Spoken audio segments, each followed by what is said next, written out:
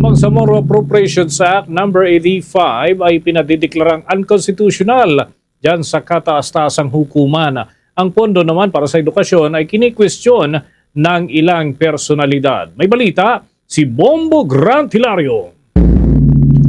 Yes, Bombo Dennis, nanawagan ng ilang mga petitioners sa katas-tasong hukuman na mag-issue ito ng temporary restraining order kontra sa pagpapatupad ng Bangsamoro Appropriations Act No. 85 para sa taong 2026.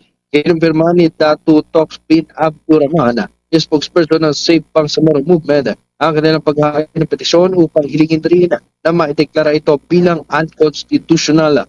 Inaingatan nila rito ay nabawas sa pondo para sa sektor ng edukasyon. Nagitang grupo ay dapat mayroong pinakamataas na prioridad.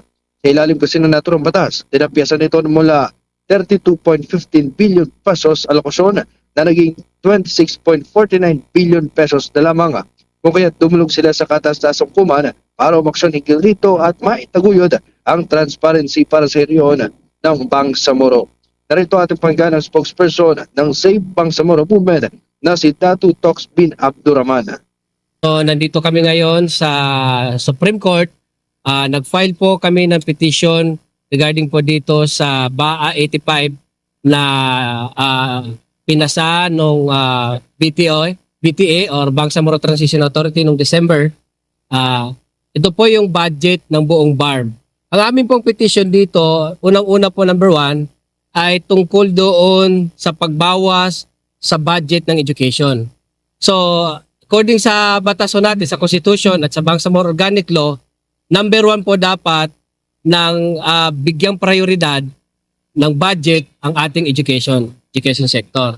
So, yun po, nalabag nila sa Constitution natin at sa Bangsamoro Organic Law. So, ang proposed bill po na 32 billion para sa education ay binawasan po nila ng 6 billion.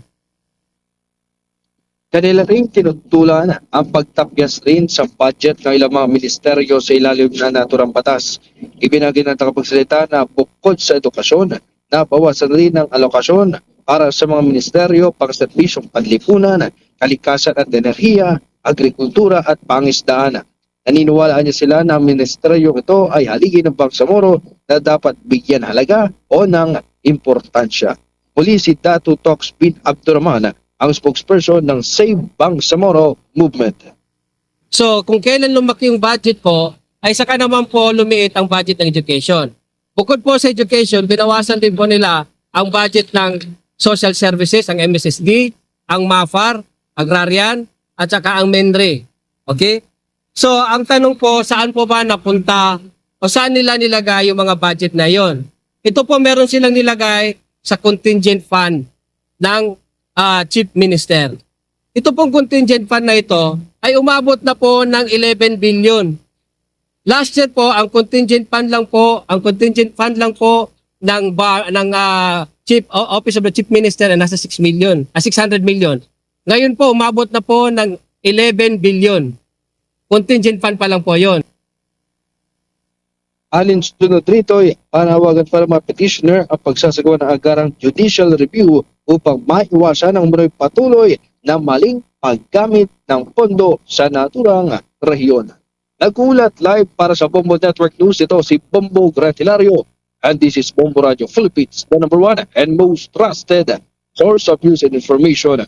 Radyo Bombo. For the most trusted source of news and information, visit our website at www.bomboradio.com. Follow us on Bombo Radio mobile app, Facebook, YouTube, TikTok, and X, formerly Twitter. Like, share, and stay connected. Anytime, anywhere.